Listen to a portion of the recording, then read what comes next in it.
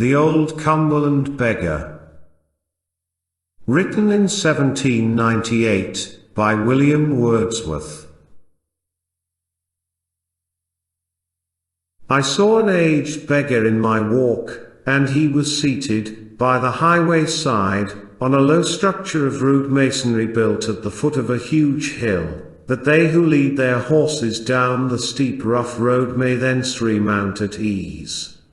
The aged man had placed his staff across the broad smooth stone that overlays the pile, and, from a bag all white with flour, the dole of village dames, he drew his scraps and fragments, one by one, and scanned them with a fixed and serious look of idle computation.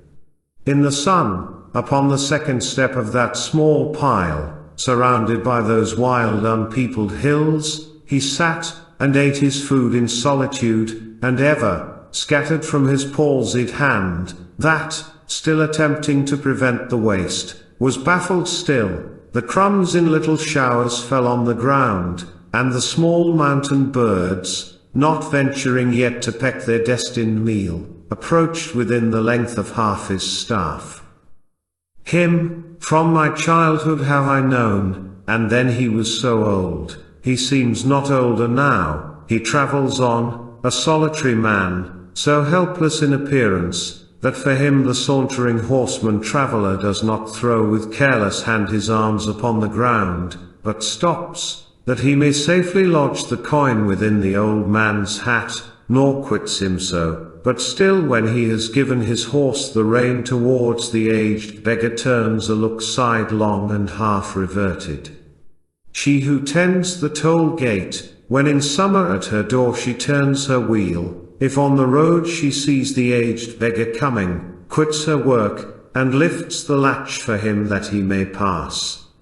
The postboy, when his rattling wheels overtake the aged beggar in the woody lane, shouts to him from behind, and, if perchance the old man does not change his course, the boy turns with less noisy wheels to the roadside, and passes gently by, without a curse upon his lips, or anger at his heart.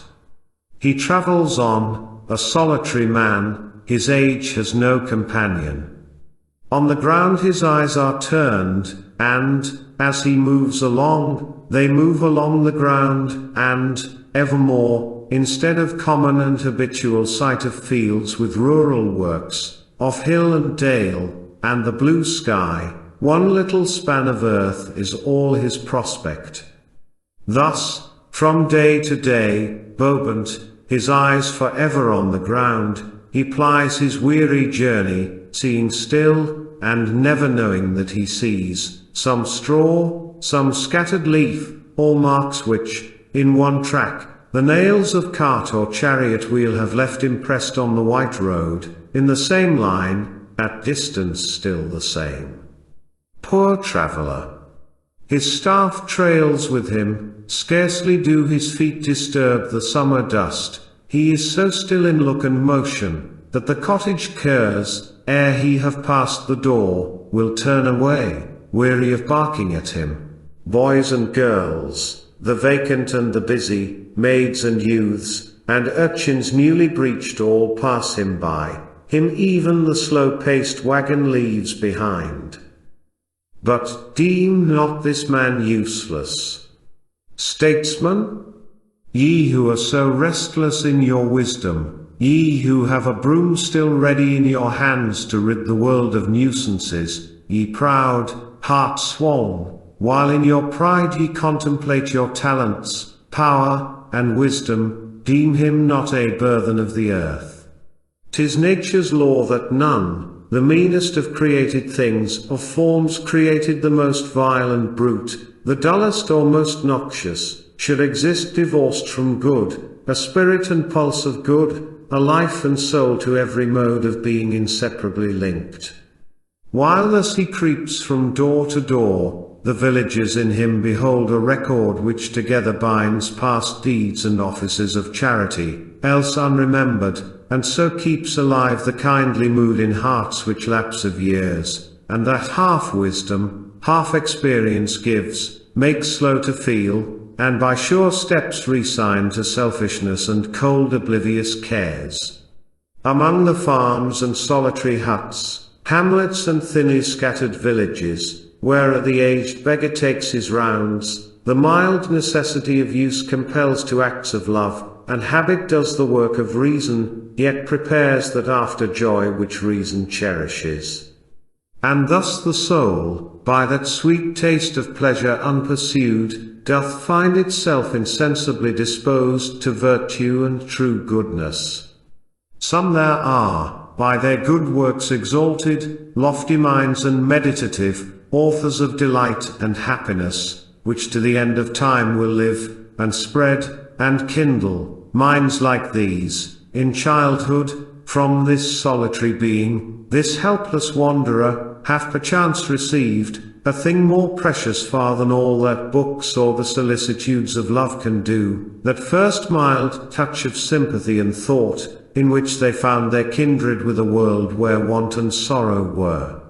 The easy man who sits at his own door, and, like the pear which overhangs his head from the green wall, feeds in the sunshine, the robust and young, the prosperous and unthinking, they who live sheltered, and flourish in a little grove of their own kindred, all behold in him a silent monitor, which on their minds must needs impress a transitory thought of self-congratulation, to the heart of each recalling his peculiar boons, his charters and exemptions, and, perchance, though he to no one give the fortitude and circumspection needful to preserve his present blessings, and to husband up the respite of the season, he, at least, and 'tis no vulgar service, makes them felt.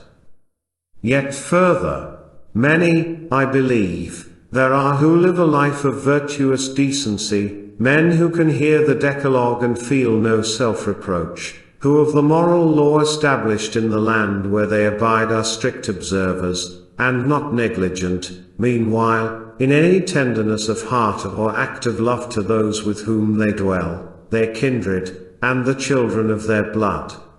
Praise be to such, and to their slumbers peace. But of the poor man ask, the abject poor, go and demand of him, if there be here in this cold abstinence from evil deeds, and these inevitable charities, wherewith to satisfy the human soul. No, man is dear to man. The poorest poor long for some moments in a weary life when they can know and feel that they have been themselves the fathers and the dealers out of some small blessings, have been kind to such as needed kindness, for this single cause, that we have all of us one human heart.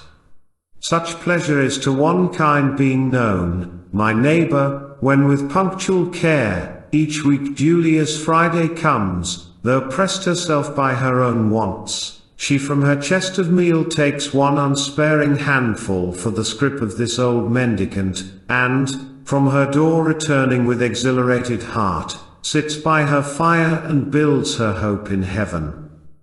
Then let him pass, a blessing on his head. And while in that vast solitude to which the tide of things has led him, he appears to breathe and live but for himself alone, unblamed, uninjured, let him bear about the good which the benignant law of heaven has hung around him, and, while life is his, still let him prompt the unlettered villagers to tender offices and pensive thoughts. Then let him pass, a blessing on his head. And, long as he can wander, let him breathe the freshness of the valleys, let his blood struggle with frosty air and winter snows, and let the chartered wind that sweeps the heath beat his grey locks against his withered face. Reverence the hope whose vital anxiousness gives the last human interest to his heart. May never house, misnamed of industry, make him a captive. For that pent-up din, those life-consuming sounds that clog the air, be his the natural silence of old age.